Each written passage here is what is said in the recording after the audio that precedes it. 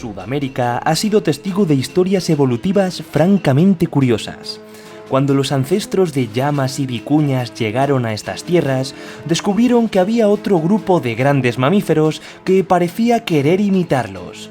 Un misterioso linaje endémico de América del Sur había desarrollado una morfología muy similar a la de estos ungulados escupidores.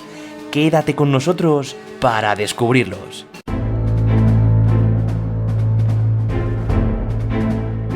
Hola, bienvenido a Paleomanía. Febrero de 1834. Como motivo de su viaje expedicionario a bordo del HMS Beagle, Charles Darwin desembarca en Puerto San Julián, en el sur de Argentina. En este lugar de la Patagonia, el científico inglés descubrió los intrigantes restos óseos de un mamífero de gran tamaño. El padre de la evolución no supo ver a qué animal pertenecieron exactamente, pero por suerte, 3 años después sus hallazgos llegarían a manos de uno de los paleontólogos más conocidos del siglo XIX. Richard Owen, el creador de la palabra dinosaurio, se encargó de estudiar estos curiosos huesos. Nombró a este animal como Macrauchenia patagonica, que literalmente significa gran llama de la Patagonia. No obstante, aquello ante lo que estaba no era en absoluto una llama, sino uno de los últimos representantes de un ancestral linaje de mamíferos autóctonos sudamericanos.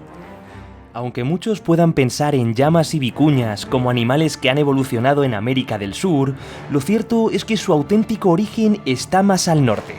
Las llamas son camélidos, y estos aparecieron hace decenas de millones de años en Norteamérica.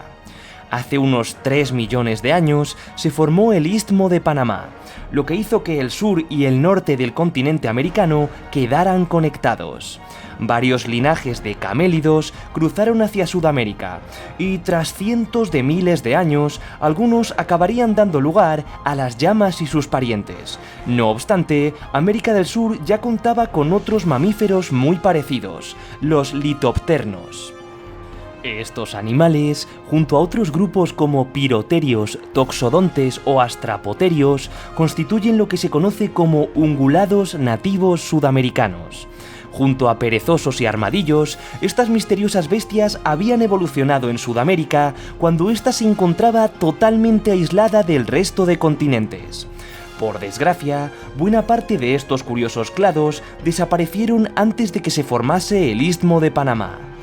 No obstante, para cuando ambas Américas se conectaron, 2 grandes grupos de estos ungulados endémicos aún gozaban de un relativo éxito: litopternos y notoungulados. Pero, ¿qué fueron estos animales?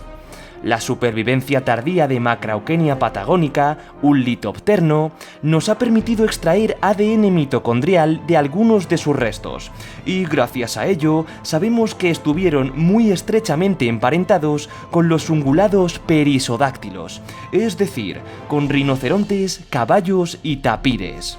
Se ha estimado que la divergencia entre perisodáctilos y litopternos se produjo hace unos 66 millones de años, y con los ungulados artiodáctilos, entre los que ya sí se encuentran las llamas, su ancestría sería aún más lejana. Pero, ¿quiénes fueron los últimos litopternos? ¿Cómo fueron los animales que desconcertaron a los mismísimos Darwin y Owen? Para finales del Pleistoceno, cuando ya habían pasado millones de años desde el cierre del Istmo de Panamá, los litopternos ya se encontraban reducidos a únicamente un par de clados. En primer lugar estaban los proterotéridos, o litopternos ligeros, que, representados por la especie tardía Neolicaphrium recens, de apenas 40 kilogramos de peso, lograron sobrevivir hasta finales del Pleistoceno en zonas boscosas del sur de Sudamérica. Sin embargo, los litopternos más conocidos y en los que nos centraremos en este vídeo, los auténticos imitadores de llamas, fueron los macrauchénidos o litopternos robustos. Los miembros tardíos de este clado ya alcanzaron longitudes de 3 metros y pesos de 1 tonelada, tal y como nos muestra Macrauchenia patagónica, el ungulado sudamericano por antonomasia de las llanuras pampeñas. Durante mucho tiempo se ha representado a los macrauchénidos como animales con una pequeña probóscide, similar a la de los tapires actuales. Esto es debido a que sus narinas estuvieron situadas en una posición muy alta dentro de su cráneo. No obstante, análisis más profundos revelan que posiblemente no poseyera una auténtica probóscide, sino quizá una estructura más afín a la de los alces, con la que comparte muchas más similitudes. La región de la nariz de estos animales se encuentra muy engrosada, tanto para calentar el aire frío antes de que éste llegue a los pulmones, como para capturar aire que ayude a su cabeza a flotar durante sus recurrentes incursiones en cuerpos de agua. Este tipo de estructuras nasales, incapaces de asir comida como las probóscides, se conocen como prorriscis.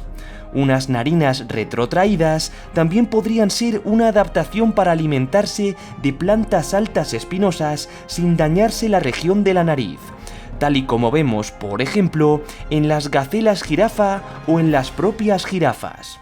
Y no solo las narinas, sino que también el propio hocico de Macrauchenia es bastante peculiar, pues estuvo totalmente protegido por hueso, lo que le sería de aún más ayuda para tratar con plantas espinosas. Por lo tanto, los macrauchénidos poseyeron una prorriscis en lugar de una probóscide. O quizá no.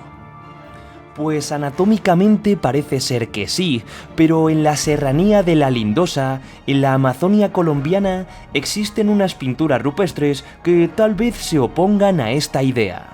Este arte parietal presumiblemente fue creado hace unos 12.000 años, muy cerca del momento en el que la megafauna sudamericana comienza a desaparecer. No obstante, cuando se pintaron, estas grandes bestias aún seguían en escena. En las paredes de la Lindosa podemos encontrar representaciones muy esquemáticas de enormes perezosos terrestres, titánicos mastodontes, antiguos camélidos afines a las llamas y un curioso ungulado con una especie de probóscide nasal. Este no sería un Macrauchenia patagónica, pero tal vez represente a otro macrauchénido muy cercano y de dimensiones afines, la especie Xenorhinotherium baiense, cuyo nombre significa bestia de nariz extraña de Bahía, un estado de Brasil. Este, al parecer, tuvo una distribución mucho más ecuatorial que su pariente pampeño. Pero ¿nos muestran estas pinturas que Xenorhinotherium tuvo una probóscide? Pues probablemente no, ya que el arte de la Lindosa es poco realista, con lo que esta identificación es, como poco, muy dudosa. Los macrauchénidos tardíos, a pesar de su gran tamaño, podrían ser presa de depredadores como el letal Smilodon populator. Este gran félido tuvo una complexión muy robusta, con pesos de hasta 400 kilogramos, el doble que los leones actuales. Sería un sigiloso cazador por emboscada y aguardaría a que su presa se despistara, oculto en algún lugar para lanzarse sobre ella antes de que pudiera reaccionar. Pero Macrauchenia patagónica estaba bien adaptado para salir airoso de estos ataques. En función de cómo huyen de sus depredadores, podemos clasificar a los ungulados en aquellos que solo tratan de correr más que sus perseguidores para escapar y aquellos que complementan su carrera con arriesgados quiebros. El segundo modo puede ser más efectivo, pero no todos son capaces de implementarlo. El problema de correr con quiebros es que exponen a los huesos largos de sus extremidades a torques bastante fuertes. Sin embargo, Macrauchenia poseyó húmeros y fémures excepcionalmente adaptados para lidiar con estos esfuerzos transversales, por lo que perfectamente podría haber hecho uso de quiebros para escapar de las garras de algún Smilodon. Otros ungulados de las llanuras sudamericanas, como el género de caballo extinto Hippidion, tuvieron huesos largos menos resistentes a esfuerzos transversales, por lo que necesariamente debieron huir de sus captores corriendo más rápido que ellos.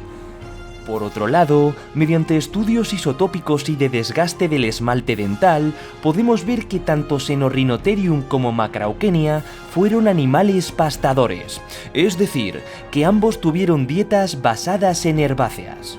Esto significa que la diferencia entre sus distribuciones posiblemente no atendiese a razones cinegéticas, sino tal vez de preferencia ambiental. Macrauchenia patagónica habitaría las frías y áridas pampas, mientras que Xenorhinotherium bahiense viviría en las áreas abiertas de la Amazonia. Por desgracia, los cambios ambientales del final del último periodo glacial y sobre todo el aumento de humedad y temperatura del Holoceno reducirían la extensión natural de estos macrauquénidos, justo en el momento en el que los humanos comenzábamos a intensificar nuestra presencia en el continente americano. En unos pocos siglos fueron barridos del mapa. Como siempre, os dejo un pequeño esquema de este vídeo.